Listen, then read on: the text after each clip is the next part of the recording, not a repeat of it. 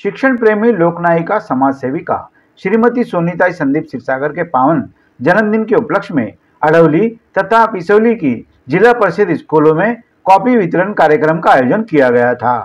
इस अवसर पर भारतीय जनता पार्टी के कल्याण डोंबिवली शहर जिला अध्यक्ष नंदू परब के शुभ कर कमलों से विद्यार्थियों में कॉपी और बिस्किट का वितरण किया गया। इस मौके पर कल्याण शहर परिसर के उद्योगपति राजन दुबे, समाज सेवक संदीप क्षीरसागर उपस्थित थे। प्रथम सोनीताई का पिसौली जिला परिषद विद्यालय की or say principal Pratibha Patil के हाथों स्वागत सम्मान किया गया। इस मौके पर स्कूल की शिक्षिका वर्षा कदम, शीतल गोरे, अंजना विराजे, हर्षद खंबाकर, शुभांगी मोरे ने सोनीताई का स्वागत सम्मान किया। इसके बाद अडौली गांव के विद्यार्थियों के साथ भी सोनीताई ने जन्मदिन की खुशियां शेयर की।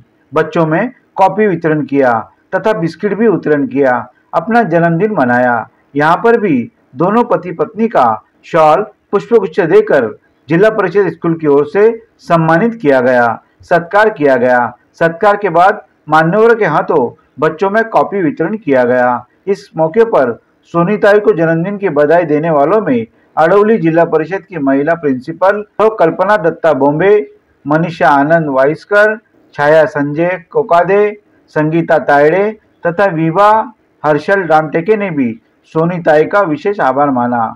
उल्लेखनीय और खास बात यह रही कि सोनीताई ने हाल ही में भारतीय जनता पार्टी में प्रवेश किया है। यही कारण है कि सोनीताई के इस निर्णय को ग्रामीण वासियों का भरपूर समर्थन मिल रहा है। उन पर जन्मदिन के अलावा पार्टी प्रवेश के लिए भी ढेर सारी शुभकामनाएं मिल रही है। बताया जाता है कि सोनीताई हर वर्ष 17 जुलाई के दिन अपना जन्मदिन गौर गरीब लोगों में मनाती है, स्कूलों बच्चों में मनाते हैं।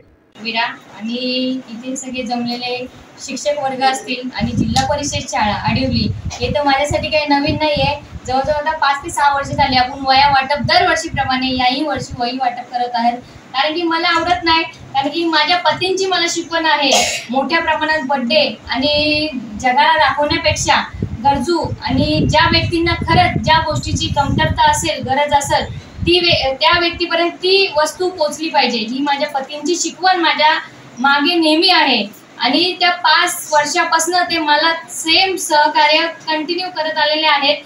माझ्या वाढदिवसाच्या निमित्त दरवर्षीप्रमाणे ते वह्या वाटप करतच असतात। मुलांसाठी खाऊ असू, 15 ऑगस्ट असू, 26 जानेवारी असू, त्याही दिवशी ते आपल्या जिल्हा परिषदच्या शाळेमध्ये अडवली आणि पिसवलीमध्ये दरवर्षी आपण वह्या वाटप खाऊ मुलांसाठी, कारण की खरंच एक भाग्य आहे की अशा शाळेमध्ये शिकायला मिळतं। आणि आता तर मी बघते की इंग्लिश मीडियम वगैरे आहेत, त्या शाळेमधलं शिक्षण आता माझीही 2 मुलं इंग्लिश मीडियम मध्ये शिकत होती, पण माझी अशी इच्छा होती की आता ते शिक्षण बघून जर माझी मुलं जिल्हा परिषद मध्ये जर शिकत असतील तर आज खरंच म्हणजे त्यांना जी त्या शाळेतली शिकवण आहे आणि या शाळेतली जी शिकवण आहे त्याच्यामधला त्यांना फरक कळला असता।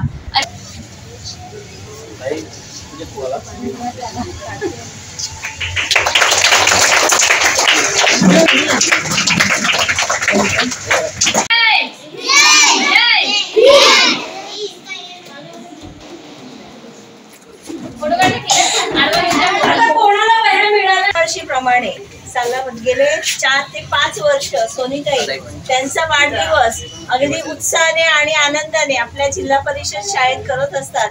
आणि तो नित्यक्रम त्यांनी बदललेला नाहीये, त्या नित्यक्रमाने आजही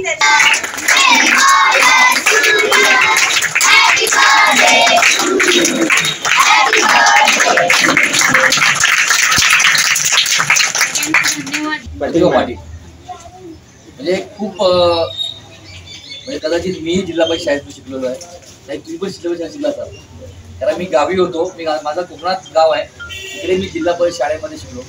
पण खरंच सांगतो जिल्हा परिषद शाळा ही शाळा आहे, इथे शिकवण अशी होती ना की माणसाला पुढचं आयुष्य जगू शकते।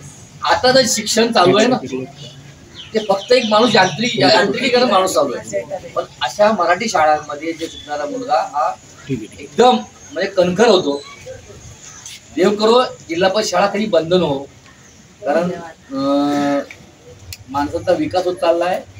आता मला पण ते वाटतं, पण माझा मुलगा सुद्धा दुसऱ्या शाळेत शिकतोय. त्यामुळे पण आपल्याकडनं शिकण्याचं भरपूर आहेत. बाळांनो, तुम्ही पुढचं भवितव्य आहात या देशाचं. तुमच्यावर आता झालेले जे संस्कार आहेत हेच पुढे कामाला येणार आहेत. पुढचा देशाचं चेहरा तुम्ही आहात.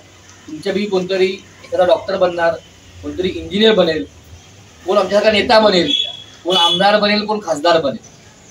पण शाळेतल्या जिथे तुम्ही शिकवण घेतली त्या प्रिन्सिपल त्यांना विसरू नका. ज्या परिसरातील लोक तुम्हाला मदत करत आहेत त्यांना विसरू नका. याचं भान ठेवलं पाहिजे. धन्यवाद. जय हिंद, जय महाराष्ट्र.